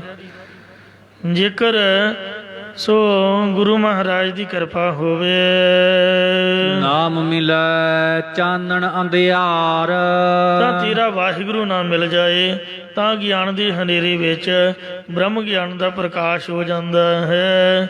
4 ਦਿਨ ਆਪਣੀ ਨੌਬਤ ਚਲੇ ਬਜਾਏ, ਇਤਨ ਕੁ ਖਟੀਆ ਗਠੀਆ ਮਟੀਆ ਸੰਗ ਨਾ ਕਸ਼ ਲੈ ਜਾਏ। ਚਛੁਡੀ ਸਹਸਾ ਨਹੀਂ ਕੋਈ, ਇਹ ਮਾਇਆ ਅਸਾਂ ਨੇ ਚੱਖ ਕੇ ਮਤਲਬ ਅਜ਼ਮਾ ਕੇ ਪਰਤਿਆ ਕੇ ਛੱਡ ਦਿੱਤੀ ਹੈ, ਵੇਖ ਕੇ ਛੱਡੀ ਹੋਈ ਹੈ ਕਿ ਇਹ ਦੁਖਦਾਇਕ ਰੂਪ ਹੈ, ਇਹਦੇ ਵਿੱਚ ਕੋਈ ਵੀ ਸੰਸਾ ਨਹੀਂ ਹੈ। ਬਾਪ ਦਿਸੈ ਵੀ ਜਾਤ ਨਾ ਹੋਈ, ਮਤਲਬ ਮਾਇਆ ਵੇਖ ਕੇ ਹੀ ਆਪਾਂ ਗੁਰਦੁਆਰੇ ਬੈਠੇ ਆ, ਉਂਝ ਨਹੀਂ ਬੈਠੇ। ਤੇ ਜਿਹਨੇ ਨਹੀਂ ਵੇਖੀ ਉਹਦੇ ਮਨ 'ਚ ਹੁੰਦਾ ਵੀ ਆਹ ਕਰੀਏ ਉਹ ਕਰੀਏ, ਇੰਝ ਕਮਾਈਏ ਉਂਝ ਕਮਾਈਏ। ਤੇ ਸਭ ਕੁਝ ਵੇਖ ਚਾਹ ਕੇ ਨਿਰਖ ਪਰਖ ਕੇ ਹੀ ਆਏ ਹੋਏ ਆ ਵੀ ਦੁਨੀਆ 'ਚ ਕੱਖ ਨਹੀਂ ਹੈ ਬਿਨਾ ਬਾਣੀ ਤੋਂ, ਬਿਨਾ ਵਾਹਿਗੁਰੂ ਜੀ ਦੇ ਨਾਮ ਤੋਂ। ਤੋ ਜਿਹੜਾ ਬੰਦਾ ਚੱਕ ਚੁੱਕ ਕੇ ਆਇਆ ਹੋਵੇ ਉਹਦੇ ਮਨ 'ਚ ਫਿਰ ਲਾਲਚ ਨਹੀਂ ਹੁੰਦਾ। ਜਿਹਨੇ ਕਦੀ ਪੀਤੀ ਨਹੀਂ ਤੇ ਜਾਂ ਕੋਈ ਖਾਧਾ ਨਹੀਂ ਹੈ, ਉਹ ਫਿਰ ਔਗਣ ਕਰਦਾ ਹੈ ਵੀ ਸਵਾਦ ਵੇਖੀਏ ਖਾਣ ਪੀਣ ਦਾ ਕੈਸਾ ਹੈ। ਜਿਨ੍ਹਾਂ ਸਭ ਕੁਝ ਚੱਖਿਆ ਹੋਇਆ ਉਹਨਾਂ ਨੂੰ ਪਤਾ ਹੀ ਆ ਵੀ ਬਰਬਾਦੀ ਹੈ, ਫੇਫੜੇ ਗਲ ਜਾਂਦੇ ਨੇ, ਟੀਵੀ ਹੋ ਜਾਂਦੀ ਹੈ, ਕੀ ਫਾਇਦਾ ਇਹਨਾਂ ਚੀਜ਼ਾਂ 'ਚ, ਨਸ਼ਿਆਂ ਵਿਸ਼ਿਆਂ ਦੇ ਵਿੱਚ। ਸਭ ਕੁਝ ਵੇਖ ਕੇ ਨਿਰਖ ਭੋਗ ਕੇ ਤੇ ਫਿਰ ਹੀ ਆ ਕੇ ਗੁਰੂ ਘਰ ਦੇ ਵਿੱਚ ਮਹਾਰਾਜ ਦੀ ਸ਼ਰਨ ਲਈ ਹੈ, ਤਾਂ ਹੀ ਮਨ ਦੇ ਵਿੱਚ ਵਿਰਾਗ ਆਉਂਦਾ ਹੈ। ਤੇ ਜੇ ਕੁਝ ਵੇਖਿਆ ਨਹੀਂ ਫਿਰ ਬੰਦੇ ਦੇ ਮਨ ਦੀ ਚਾਹਨਾ ਹੁੰਦੀ ਹੈ। ਇਸ ਲਈ ਜਿਹੜਾ ਤੁਹਾਡਾ ਮਨ ਚਾਹੁੰਦਾ ਉਹਨੂੰ ਵੇਖੋ, ਜੋ ਚੀਜ਼ ਤੁਹਾਨੂੰ ਪਸੰਦ ਹੈ ਉਹਨੂੰ ਖਾਓ, ਉਹਨੂੰ ਪਹਿਨੋ, ਤੇ ਚੰਗੀ ਤਰ੍ਹਾਂ ਵੇਖ ਕੇ, ਨਿਰਖ ਕੇ, ਪਰਖ ਕੇ ਫਿਰ ਗੁਰਦੁਆਰੇ ਆਓ, ਆਪ ਦੀ ਮੌਜ ਦੇ ਨਾਲ, ਆਪ ਦੀ ਖੁਸ਼ੀ ਨਾਲ। ਇੱਥੇ ਕੋਈ ਜ਼ਬਰਦਸਤੀ ਨਹੀਂ ਹੈ। ਤੋ ਮਹਾਰਾਜ ਕਹਿੰਦੇ ਨੇ ਆਪਾਂ ਚੱਕ ਕੇ ਛੱਡੀ ਹੋਈ ਹੈ, ਸਾਨੂੰ ਕੋਈ ਵੀ ਸੰਸਾ ਨਹੀਂ ਹੈ ਕਿ ਗੁਰੂ ਮਹਾਰਾਜ ਦੇ ਨਾਮ ਨਾਲੋਂ ਜਾਂ ਸੇਵਾ ਦੇ ਨਾਲੋਂ ਕਿਸੇ ਹੋਰ ਚੀਜ਼ ਵਿੱਚ ਵੱਧ ਫਾਇਦਾ ਜਾਂ ਵੱਧ ਸਵਾਦ ਜਾਂ ਵੱਧ ਆਨੰਦ ਹੈ। ਬਾਪ ਦੀਸੈ ਵੀ ਜਾਤ ਨਾ ਹੋਏ। ਜਿਹਦਾ ਪਾਪ ਦਿਖਦਾ ਹੋਵੇ, ਜਿਹਦਾ ਪਿਓ ਹੋਵੇ, ਉਹ ਕਮਜਾਤ ਨਹੀਂ ਹੁੰਦਾ। ਇੰਜ ਜਿਹਦਾ ਤੂੰ ਮਾਲਕ ਤੂੰ ਦਿਖ ਰਿਹਾ, ਸਭ ਦੁਨੀਆ ਨੂੰ ਪਤਾ ਵੀ ਸਾਡਾ ਮਾਲਕ ਤੂੰ ਹੈ, ਭਾਵ ਜੋ ਤੈਨੂੰ ਆਪਣੇ ਪਿਤਾ ਦੀ ਤਰ੍ਹਾਂ ਰੱਖਿਆ ਕਰਨ ਵਾਲਾ ਮੰਨਦਾ, ਜਿਸ ਦਾ ਤੂੰ ਮਾਲਕ ਬਣ ਜਾਂਦਾ, ਵਿਕਾਰਾਂ ਆਦਿਕ ਵਿੱਚ ਪਰਚਨ ਰੂਪ ਉਹ ਕਮਜਾਤ ਨਹੀਂ ਹੁੰਦਾ। ਇਸੇ ਪ੍ਰਕਾਰ ਬਾਪ ਦੀਸੈ ਵੀ ਜਾਤ ਨਾ ਹੋਏ। ਜਿਸ ਸਿੱਖ ਰੂਪ ਬਾਲਕ ਦਾ ਗੁਰੂ ਰੂਪੀ ਪਿਤਾ ਦਿਖਦਾ ਹੋਵੇ, ਉਹ ਜਾਤ ਬੁੱਧੀ ਤੋਂ ਰਹਿਤ ਭਾਵ ਅਗਿਆਨੀ ਨਹੀਂ ਰਹਿ ਸਕਦਾ, ਅਗਿਆਨੀ ਨਹੀਂ ਕਹਾ ਸਕਦਾ। ਉਹਨੂੰ ਮਹਾਰਾਜ ਗਿਆਨੀ ਬਣਾ ਹੀ ਦੇਣਗੇ, ਭਾਵੇਂ ਕੋਈ ਅਨਪੜ੍ਹ ਹੀ ਹੈ। ਤੇ ਜਿਹੜੇ ਕਥਾਵਾਚਕ ਨੇ ਉਹ ਤਾਂ ਇੱਕ ਸਾਖੀ ਪੜ੍ਹ ਕੇ ਆਉਣਗੇ ਤੇ ਘੰਟੇ 'ਚ ਸੁਣਾਉਣਗੇ, ਅੱਗੇ ਦੀ ਅੱਗੇ ਲੰਬੀ ਦੀ ਲੰਬੀ ਲਈ ਜਾਣਗੇ। ਤੇ ਜਾਂ ਜੇ ਬਹੁਤਾ ਵੀ ਪੜ੍ਹ ਕੇ ਆਉਣਗੇ ਤੇ 1 ਘੰਟੇ ਦੇ ਵਿੱਚ ਕਿੰਨਾ ਕੁ ਸੁਣਾ ਦੇਣਗੇ। ਪਰ ਜਿਹੜੇ ਸੁਣਨ ਵਾਲੇ ਨੇ 8-8 ਘੰਟੇ ਬੈਠੇ ਰਹਿੰਦੇ, ਕਿੰਨਿਆਂ ਦਾ ਸੁਣਦੇ ਨੇ। ਤੇ ਇਸ ਲਈ ਸੁਣਾਉਣ ਵਾਲੇ ਨਾਲੋਂ ਸੁਣਨ ਵਾਲਾ ਬੰਦਾ ਜ਼ਿਆਦਾ ਗਿਆਨੀ ਬਣ ਜਾਂਦਾ। ਉਹਨਾਂ ਨੂੰ ਪਤਾ ਹੁੰਦਾ ਵੀ ਫਲਾਣੇ ਨੇ ਤਾਂ ਆਖਿਆ, ਤੂੰ ਆਹ ਕਿਉਂ ਆਖਿਆ, ਇੰਜ ਕਿਵੇਂ ਬਣ ਗਿਆ। ਤੋ ਇਸ ਵਾਸਤੇ ਸੁਣਨ ਵਾਲਾ ਗਿਆਨੀ ਹੈ। ਇਹ ਮਹਾਰਾਜ, ਸੋ ਜਿਹੜਾ ਤੇਰਾ ਸਿੱਖ ਬਣ ਗਿਆ, ਜਿਹਨੇ ਤੇਰੀ ਬਾਣੀ ਦਾ ਆਸਰਾ ਲੈ ਲਿਆ, ਉਹ ਅਗਿਆਨੀ ਨਹੀਂ ਕਹਿਆ ਜਾ ਸਕਦਾ। ਜਿਹੜੇ ਮੇਰੇ ਉਸਤਾਦ ਨੇ, ਮੈਂ ਪਹਿਲਾਂ ਬੇਨਤੀ ਕੀਤੀ ਵੀ ਮੁਹਾਰੇ ਨਹੀਂ ਸੀ ਪੜ੍ਹਨੀ ਆਉਂਦੀ, ਤੇ ਉਸਤਾਦ ਨੇ ਆਖਿਆ ਵੀ ਜਾ ਲਿਖ ਕੇ ਲਿਆ। ਤੇ ਲਿਖਵਾਈ ਕਿਹਦੇ ਕੋਲੋਂ? ਜਿਹੜਾ ਇੱਕ ਦਿਨ ਵੀ ਸਕੂਲ ਨਹੀਂ ਗਿਆ। ਉਹ ਲੰਗਰ 'ਚ ਸੇਵਾ ਕਰਦੇ ਹੁੰਦੇ। ਮੈਂ ਕਿਹਾ ਜੀ ਮੈਨੂੰ ਤਾਂ ਪਤਾ ਨਹੀਂ। ਕਹਿੰਦੇ ਆ ਮੈਂ ਤੈਨੂੰ ਦੱਸਦਾ। ਉਹ ਵੀ ਅਨਪੜ੍ਹ, ਤੇ ਜਿਨ੍ਹਾਂ ਬਾਣੀ ਸਿਖਾਈ ਤੇ ਕਥਾ ਪੜ੍ਹਾਈ ਉਹ ਵੀ ਅਨਪੜ੍ਹ। ਸਕੂਲ ਇੱਕ ਦਿਨ ਨਹੀਂ ਗਏ ਤੇ ਪਰ ਗਿਆਨ ਮਹਾਰਾਜ ਦਾ ਇੰਨਾ ਵਿਸ਼ਾਲ। ਜਿਨ੍ਹਾਂ ਕੀਰਤਨ ਸਿਖਾਇਆ ਉਹ ਵੀ ਅਨਪੜ੍ਹ, ਤੇ ਰਾਗ ਵਿਦਿਆ ਇੰਨੀ ਕਮਾਲ ਦੀ। ਇਉਂ ਗੁਰੂ ਘਰ ਦੀ ਜਿਹੜੀ ਪੜ੍ਹਾਈ ਹੈ ਇਹ ਅਲੱਗ ਕਿਸਮ ਦੀ ਹੈ। ਇਹ ਨਾ ਸਮਝੋ ਵੀ ਫਲਾਣਾ ਅਨਪੜ੍ਹ ਹੈ ਜੀ, ਸਾਡੇ ਕੋਲ ਸਕੂਲ ਦਾ ਸਰਟੀਫਿਕੇਟ। ਤੇ ਇਸ ਵਾਸਤੇ ਇਹ ਮਹਾਰਾਜ ਸੱਚੇ ਪਾਤਸ਼ਾਹ ਜੀ ਦੀ ਕਿਰਪਾ ਵਰਤਦੀ ਹੈ। ਸਾਧ ਸੰਗਤ ਜਿਹੜੀ ਹੈ ਉਹ ਗਿਆਨੀ ਹੈ। ਸੋ ਜਿਹਦਾ ਗੁਰੂ ਪਿਤਾ ਬਣ ਗਿਆ, ਗੁਰੂ ਨਾਨਕ ਸਾਹਿਬ ਜੀ ਦਾ ਰਖਵਾਲਾ ਬਣ ਗਿਆ, ਜਿਹਦਾ ਗੁਰੂ ਬਣ ਗਿਆ, ਉਹ ਅਗਿਆਨੀ ਨਹੀਂ ਰਹਿੰਦਾ। ਤਿਸ ਕੋ ਕਿਆ ਉਪਦੇਸੀ ਹੈ ਜਿਨ ਗੁਰੂ ਨਾਨਕ ਦਿਓ। ਜਿਨ੍ਹਾਂ ਦਾ ਗੁਰੂ ਨਾਨਕ ਦੇਵ ਹੈ, ਉਹਨੂੰ ਤੁਸੀਂ ਕੋਈ ਗੱਲ ਸਮਝਾ ਨਹੀਂ ਸਕਦੇ, ਕੋਈ ਉਹਨੂੰ ਦੱਸ ਨਹੀਂ ਸਕਦੇ, ਕਿਉਂਕਿ ਉਹਨੂੰ ਸਾਰਾ ਕੁਝ ਗੁਰੂ ਨਾਨਕ ਸਾਹਿਬ ਨੇ ਸਿਖਾਇਆ ਹੋਇਆ ਹੈ। ਉਹਨੂੰ ਸਭ ਕੁਝ ਪਤਾ ਹੈ। ਜਿਹਨੇ ਬਾਣੀ ਪੜ੍ਹ ਲਈ, ਜਪਜੀ ਸਾਹਿਬ ਪੜ੍ਹ ਲਿਆ, ਉਹਨੂੰ ਕਿਸੇ ਬਾਬੇ ਦੀ ਸਿੱਖਿਆ ਦੀ ਲੋੜ ਨਹੀਂ ਰਹਿ ਗਈ। ਬਾਬਾ ਜੀ ਕੋਈ ਬਚਨ ਸੁਣਾਓ, ਇੰਨੇ ਹੀ ਬਚਨ ਉਹਨੇ ਸੁਣ ਲਏ। ਇਤਿਹਾਸ 'ਚ ਘੱਟ ਬਚਨ ਨੇ, ਆ ਕਿੰਨੇ ਬਚਨ ਨੇ ਗੁਰਬਾਣੀ ਵਿੱਚ। ਫਿਰ ਉਹਦੀ ਤ੍ਰਿਸ਼ਨਾ ਮੁੱਕ ਜਾਂਦੀ ਹੈ, ਕਿਉਂਕਿ ਸਾਰੇ ਸਵਾਲ ਖਤਮ ਹੋ ਜਾਂਦੇ ਨੇ। ਜਿਹਦੇ ਸਵਾਲ ਨਹੀਂ ਖਤਮ ਹੋਏ, ਸਮਝ ਲਓ ਵੀ ਉਹਨੇ ਮਹਾਰਾਜ ਦੀ ਸਿੱਖਿਆ ਨੂੰ ਸੁਣਿਆ ਨਹੀਂ। ਇਸੇ ਤਰ੍ਹਾਂ ਬਾਪ ਦੀਸੈ ਵੀ ਜਾਤ ਨਾ ਹੋਏ। ਜਿਸ ਨੂੰ ਤੋਂ ਪਿਤਾ ਰੂਪ ਹਰ ਥਾਂ ਰੱਖਿਅਕ ਦਿਸ ਪੈਂਦਾ, ਉਹ ਦੁਬਾਰਾ ਜਨਮ ਨਹੀਂ ਲੈਂਦਾ, ਭਾਵ ਜੰਮਣ ਮਰਨ ਤੋਂ ਰਹਿਤ ਹੋ ਜਾਂਦਾ ਹੈ। ਏਕੀ ਕਉ ਨਾਹੀ ਭਾਉ ਕੋਇ। ਇੱਕ ਤੇਰੇ ਸਰੂਪ ਨੂੰ ਪਹਿਚਾਨਣ ਵਾਲੇ ਤਾਈਂ ਕੋਈ ਵੀ ਡਰ ਨਹੀਂ ਰਹਿੰਦਾ ਹੈ। ਕਰਤਾ ਕਰੀ ਕਰਾਵੈ ਸੋਇ। ਉਹ ਇੰਜ ਨਿਸ਼ਚਾ ਕਰਦਾ ਹੈ ਕਿ ਕਰਤਾ ਰਚਨ ਹਰ ਪਰਮਾਤਮਾ ਹੀ ਸਭ ਕੁਛ ਆਪ ਕਰਦਾ, ਤੇ ਉਹ ਆਪ ਹੀ ਬ੍ਰਹਮਾ ਆਦਿਕਾਂ ਨੂੰ ਪ੍ਰੇਰ ਕੇ ਕਰਾਉਂਦਾ। ਜਾਂ ਜੋ ਕਰਤਾ ਪੁਰਖ ਦੇ ਨਾਮ ਦਾ ਆਪ ਸਰਵਣ ਕਰਦਾ ਤੇ ਹੋਰਨਾਂ ਪਾਸੋਂ ਮੰਨਣ ਕਰਮਾਉਂਦਾ, ਉਹ ਉਸੇ ਦਾ ਹੀ ਰੂਪ ਹੋ ਜਾਂਦਾ ਹੈ। ਸ਼ਬਦ ਮੂਏ ਮਨ ਮਨ ਤੇ ਮਾਰਿਆ। ਜੇ ਤਾਂ ਮੰਮੇ ਦਲੈਂਕੜ ਹੁੰਦੇ ਫਿਰ ਆਪਾਂ ਮੂਏ ਬੋਲਣਾ ਸੀਗਾ। ਹੁਣ ਇਹ ਸਲਿਮ ਲਘੂ ਮਾਤਰਾ ਹੈ ਔਂਕੜ ਦੀ। ਇੱਕ ਔਂਕੜ, ਇੱਕ ਮੁਕਤਾ ਤੇ ਇੱਕ ਸਿਆਰੀ। ਇਹ ਸਲਿਮ ਬਿਲਕੁਲ ਆਪ ਨੂੰ ਹੀ ਪਤਾ ਲੱਗਣਾ ਚਾਹੀਦਾ। ਇਹ ਲਘੂ ਮਾਤਰਾ ਹੈ।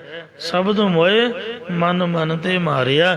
ਜੋ ਗੁਰਾਂ ਦੇ ਉਪਦੇਸ਼ ਦੀ ਕਮਾਈ ਕਰਕੇ ਜੀਵਤ ਭਾਵ ਵੱਲੋਂ ਮਰੇ ਨੇ, ਉਹਨਾਂ ਨੇ ਸ਼ੁੱਧ ਮਨ ਦੁਆਰਾ ਜਾਂ ਗੁਰਾਂ ਦੇ ਮੰਤਰ ਦੁਆਰਾ ਅਸ਼ੁੱਧ ਮਨ ਤਾਂ ਹੀ ਮਾਰ ਲਿਆ ਹੈ। ਆ ਕਰਹੀ ਮਨ ਸਾਚੈ ਧਾਰਿਆ।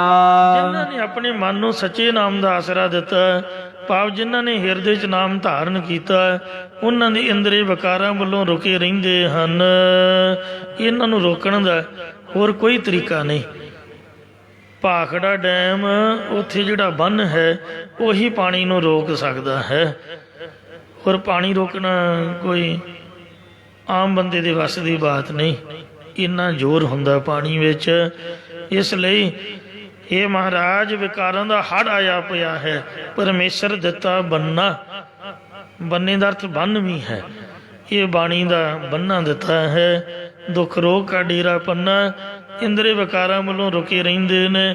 ਇੱਕ ਤਾਂ ਗਾਤਰੇ ਦਾ ਇਹ ਭੈ ਹੁੰਦਾ, ਇੱਕ ਸੰਗਤ ਦਾ ਭੈ ਹੁੰਦਾ। ਸੁਤੇ ਸਿੱਧ ਵੀ ਮਹਾਰਾਜ ਦੀ ਰੱਖਿਆ ਹੁੰਦੀ ਹੈ। ਅਵਰ ਨਾ ਸੁਝੈ ਗੁਰ ਕੋ ਵਾਰਿਆ।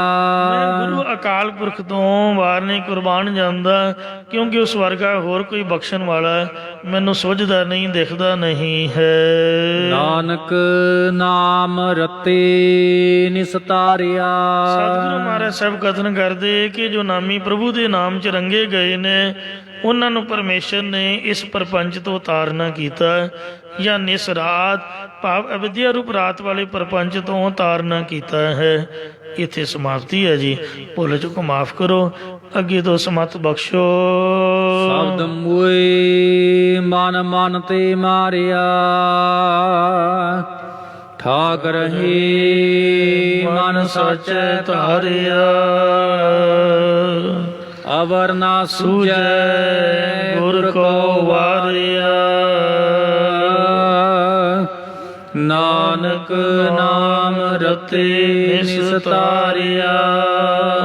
ਵਾਹਿਗੁਰੂ ਜੀ ਕਾ ਖਾਲਸਾ, ਵਾਹਿਗੁਰੂ ਜੀ ਕੀ ਫਤਿਹ।